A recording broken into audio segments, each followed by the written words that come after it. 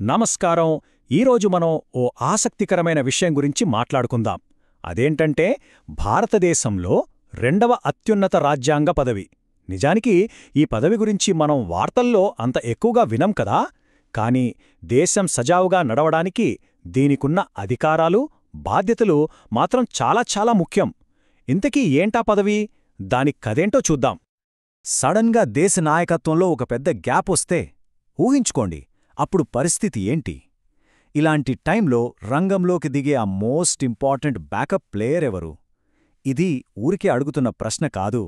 మన రాజ్యాంగం ముందు చూపుతో ఏర్పాటు చేసిన ఒక సేఫ్టీ నెట్ ఇది. ఆ సేఫ్టీ నెట్ గురించే ఇప్పుడు మనం తెలుసుకోబోతున్నాం. ఆ పదవే భారత ఉపరాష్ట్రపతి. దేశంలో రెండవ అత్యంత పెద్ద రాజ్యాంగ పదవి. ఈ పదవి ఎంత ఇంపార్టెంట్ అంటే మన రాజ్యాంగంలో ఆర్టికల్ 63 నుంచి 70 వరకు దీని గురించే ప్రత్యేకంగా రాశారు. అంటే చూడండి, మన రాజ్యాంగం ఈ పోస్ట్కు ఎంత గౌరవమిచ్చిందో. సరే, ఈ పదవిని కాన్స్టిట్యూషనల్ అండర్స్టడీ అని పిలుస్తారు. అసలు ఆ పేరు ఎందుకొచ్చిందో చూద్దాం. ఎందుకంటే ఇది కేవలం పేరుకు మాత్రమే ఉండే పదవి కాదు. దేశ పరిపాలనలో చాలా కీలకమైన, నిజమైన పవర్స్, రెస్పాన్సిబిలిటీస్ దీనికున్నాయి. సింపుల్గా చెప్పాలంటే ఉపరాష్ట్రపతి రోల్ ఒకేసారి 2 ఉద్యోగాలు చేసినట్లు ఉంటుంది. ఒకవైపేమో లెజిస్లేటివ్ లీడర్గా పనిచేస్తారు, మరోవైపు ఎగ్జిక్యూటివ్ హెడ్గా బాధ్యతలు తీసుకోవడానికి ఎప్పుడూ రెడీగా ఉంటారు. అంటే రెండూ చాలా డిఫరెంట్, కానీ చాలా ఇంపార్టెంట్ రోల్స్ని బ్యాలెన్స్ చేయాలన్నమాట. మరి ఇంత ముఖ్యమైన పదవికి ఒక వ్యక్తిని ఎలా ఎన్నుకుంటారు? అసలు వైస్ ప్రెసిడెంట్ అవ్వాలంటే ఉండాల్సిన క్వాలిఫికేషన్స్ ఏంటి? దీని ఎలక్షన్ ప్రాసెస్ ఎలా ఉంటుందో ఇప్పుడు చూద్దాం. మన రాజ్యాంగంలోని ఆర్టికల్ 66(3) ప్రకారం వైస్ ప్రెసిడెంట్ పదవికి పోటీ చేయాలంటే కొన్ని కండీషన్స్ ఉన్నాయి. అవేంటంటే, ఫస్ట్, ఇండియన్ సిటిజన్ అయ్యుండాలి. రెండోది, కనీసం 35 ఏళ్ల వయస్సు ఉండాలి. మూడోది, రాజ్యసభ సభ్యుడిగా ఎన్నుకోవడానికి అర్హత ఉండాలి. ఆఖరిగా, ఎలాంటి ఆఫీస్ ఆఫ్ ప్రాఫిట్ అంటే లాభదాయకమైన ప్రభుత్వ పదవిలో ఉండకూడదు.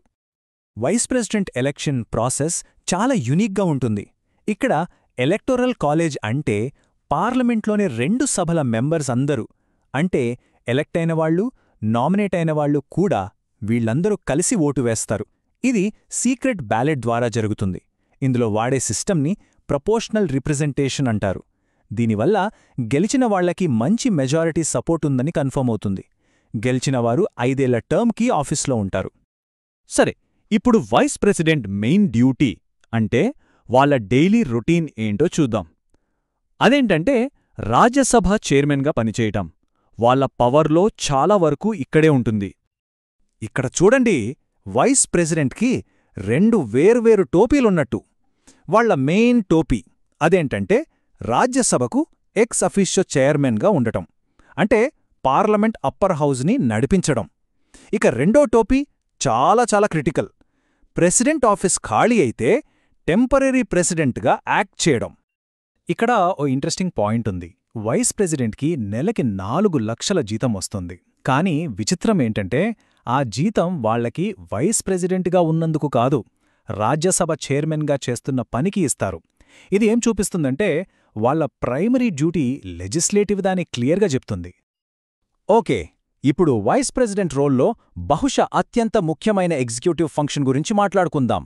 అదే అవసరమైనప్పుడు ప్రెసిడెంట్గా స్టెప్ ఇన్ అవ్వడం. ఇది మన రాజ్యాంగం ఇచ్చిన ఒక పెద్ద సేఫ్టీ గార్డ్ లాంటిది. చూడండి, ప్రెసిడెంట్ పదవి అనుకోని కారణాల వల్ల, అంటే మరణం, రాజీనామా లేదా వాళ్ళని తొలగించడం వల్ల ఖాళీ అయితే వెంటనే వైస్ ప్రెసిడెంట్ యాక్టింగ్ ప్రెసిడెంట్గా బాధ్యతలు తీసుకుంటారు. అయితే ఇది కేవలం టెంపరరీ అరేంజ్మెంట్ మాత్రమే. 6 నెలల్లోగా కొత్త ప్రెసిడెంట్ని ఎన్నుకోవాలి. ఈ ప్రాసెస్ వల్ల దేశంలో లీడర్షిప్ గ్యాప్ అనేది ఎప్పుడూ రాకుండా ఉంటుంది. కాన్స్టిట్యూషనల్ కంటిన్యూటీ దెబ్బతినదు. సరే, ఈ పదవి మన డెమోక్రటిక్ కంటిన్యూటీని ఎలా స్ట్రాంగ్గా ఉంచుతుంది? దాని సమాధానం వాళ్ల టర్మ్ స్ట్రక్చర్, ఇంకా వాళ్ళని తొలగించే ప్రాసెస్లో ఉంది. ఈ మెకానిజమ్స్ ఎలా పనిచేస్తాయో ఒకసారి చూద్దాం. వైస్ ప్రెసిడెంట్ టర్మ్ 5 ఏళ్లు. కానీ ఇక్కడో ఇంపార్టెంట్ పాయింట్ ఉంది. వాళ్ల తర్వాత వచ్చే కొత్త వైస్ ప్రెసిడెంట్ ఎలెక్ట్ అయ్యి ఆఫీస్ టేకప్ చేసేంత వరకు వీళ్లు పదవిలోనే కంటిన్యూ అవుతారు. దీనివల్ల పవర్ ట్రాన్సిషన్ అనేది చాలా స్మూత్గా, ఎలాంటి గ్యాప్ లేకుండా జరిగిపోతోంది.